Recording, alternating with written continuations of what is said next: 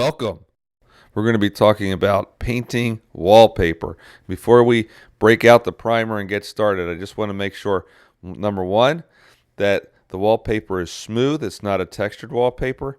Two, it's not in a bathroom. And three, it's not already peeling off the walls or comes off easily. If the wallpaper comes off easily, let's just take it off. If it's already coming off the walls and here and there, let's just take it off. These are not good candidates for painting wallpaper. But if it's smooth and tight to the wall, let's go ahead and get started. So after we protect the contents of the room, let's go ahead and put an oil primer sealer, quick dry, low odor, on the wallpaper. And once that is dry, we can go ahead and then spackle the seams, the transitions between the wallpaper from one piece to the next, or if there's a border over top of the wallpaper, that'll get spackled as well. Of course, allow that to dry. Once dry, we're going to get a vacuum attachment, sand it down nice and smooth. Moving to the next step, caulking.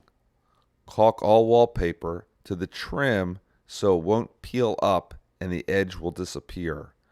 If the paper is starting to lift on the edges, it should be cut out, primed with oil primer, and smoothed over. If you don't prime over the wallpaper glue, the paint will likely crack. An oil primer is best at sealing the glue. Then once we're at that stage, we're ready to start the painting. If there is some bubbling, we'll obviously have to cut that out with a razor, prime the spot, spackle it, sand it, smooth finish. We're ready to go. I do recommend that you apply a flat paint over the wallpaper as opposed to the semi-gloss to help hide that spackle transition seams that might or might not be there. If the customer insists on eggshell, fine. You might need to do some extra spackling to make sure the transitions disappear. Once the walls are primed and prepped, we are ready to get started on the final coats. Let's do the ceiling first, followed by the trim and the walls and the baseboard last. These walls were done by Joe and Jim and flat with a finicky customer, and everything came out smelling like a rose.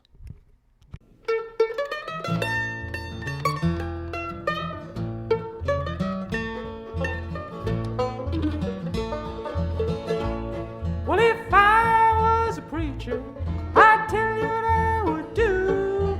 I'd quit my preaching and I'd work on the building too.